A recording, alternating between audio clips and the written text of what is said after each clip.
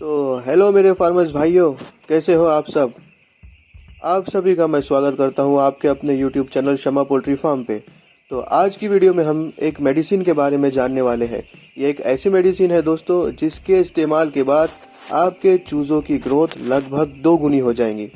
जी हाँ दोस्तों, ये एक ऐसा मेडिसिन है जिसके यूज़ करने से आपके चूज़ों से स्ट्रेस कम हो जाएगा, उनके पंख यानी फेदर्स की ग्रोथ अच्छी होगी, उनके लीवर की हेल्थ सही रहेंगी, इम्यूनिटी को बूस्ट करेगा और सबसे अहम चीज़ उनका वज़न, उनका वेट बढ़ाने में हेल्प करेगा, उनकी ग्रोथ बहुत ही ज़्यादा तेज़ी से होंगी। या दोस्तों, एक मेडिसिन और अनेक फ़ायदे। तो ये रही वो मेडिसिन जिसकी मैं बात कर रहा था और इसका नाम है वेंट्रीप्लेक्स M4X। तो चलिए सबसे पहले जानते हैं वेंट्रीप्लेक्स M4X ये कौन सी मेडिसिन है। तो दोस्तों, ये कोई एंटीबायोटिक नहीं है, ये एक पावरफुल न्यूट्रिशनल सप्लीमेंट है जो कि वेंकीज कंपनी की तरफ से आता है। आसान लफ्ज़ों में कहूँ तो ये एक बहुत ही ज़रूरी पोषक तत्व है जो चूज़ों को दिया जाता है। इसमें खास करके 2 चीज़ें हैं। नंबर 1 विटामिन बी कॉम्प्लेक्स, जैसे कि vitamin B2, B6, B12, D पेंथिनॉल और नियासिनामाइड। ये सारे विटामिन आपकी चिक्स की एनर्जी, ग्रोथ और ओवरऑल हेल्थ को फ्यूल की तरह काम करता है। और जो दूसरी चीज़ इसमें है वो है DL मिथियोनिन। ये एक बहुत ही ज़रूरी अमीनो एसिड है। अमीनो एसिड क्या होता है? अमीनो एसिड प्रोटीन को बनाते हैं और प्रोटीन ही वो चीज़ है जो आपके चिक्स में ग्रोथ और उसके पंखों की ग्रोथ और सबसे ज़्यादा इम्पोर्टेंट मसल को बनाने में काम करता है। तो अब सवाल ये आता है कि इसको क्यों देना है, इसके फ़ायदे क्या है। भाई, जब आप इसके फ़ायदे सुनोगे तो आप ये सोचोगे अरे ये तो हर पोल्ट्री फार्मर के पास होना चाहिए। तो चलिए बात करते हैं इसके कुछ फ़ायदों की तरफ। तो सबसे मेन और सबसे अहम जो फ़ायदा होता है वो ये है दोस्तों कि मिथियोनिन और विटामिन बी कॉम्प्लेक्स मिलकर चिक्स का मेटाबॉलिज्म इतना बूस्ट करते हैं कि उनकी ग्रोथ तेज़ हो जाती है और उनका वेट गेन बहुत ही अच्छा होता है। इसी के साथ साथ जो वैक्सीनेशन के बाद में या फिर मौसम के बदलने की वजह से जो उनमें स्ट्रेस आता है, वो उस स्ट्रेस को कम करने में विटामिन बी कॉम्प्लेक्स बहुत ही ज़्यादा अच्छे से काम करता है। और साथ ही साथ चिक्स के फेदर्स जो है, जो उसके पंख है, उसकी ग्रोथ में भी बहुत ही ज़्यादा अहम रोल अदा करता है।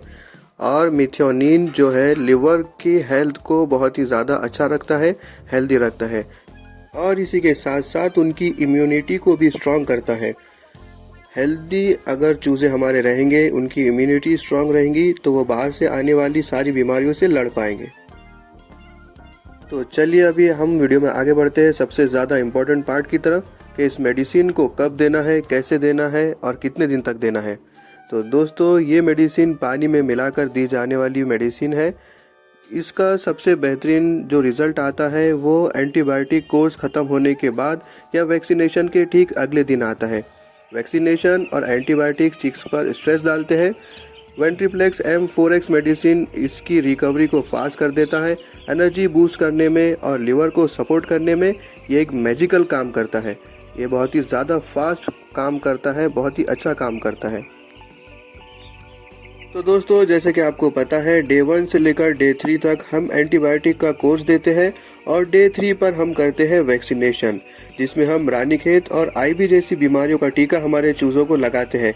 और जाहिर सी बात है कि टीका देने के बाद, वैक्सीनेशन के बाद चूज़े स्ट्रेस में चले जाते हैं।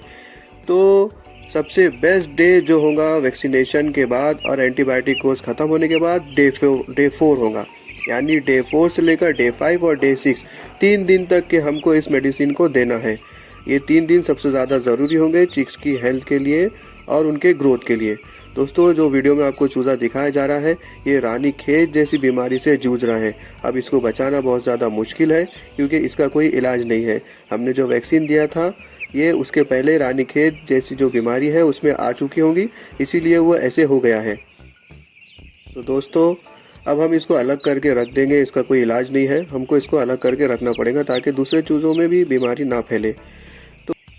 तो याद रखें दोस्तों, हमें जो दवाई मिलाना है 50 लीटर पानी में 100 ml दवाई को यूज़ करना है। एक और चीज़ आपको बता दूं, दवाई कम नहीं होना चाहिए, पानी उसमें ज़्यादा नहीं होना चाहिए, दवाई पुरानी या एक्सपायर नहीं होनी चाहिए। और दोस्तों हर फार्म की सिचुएशन अलग होती है। मैं जो आपको जानकारी दे रहा हूँ ये जनरल है। अगर आपके फार्म में कोई बीमारी वगैरह है तो अपने नज़दीकी डॉक्टर से संपर्क करें। बिना उसकी जानकारी से कोई भी दवाई को इस्तेमाल ना करें। तो आज की वीडियो में बस इतना ही दोस्तों। उम्मीद करता हूँ आपको आज का वीडियो पसंद आया होगा। हमारे चैनल को सब्सक्राइब कर लीजिए, वीडियो को लाइक कर लीजिए और मिलते हैं फिर से एक और नए वीडियो के साथ। तब तक के लिए अपना ख्याल रखें।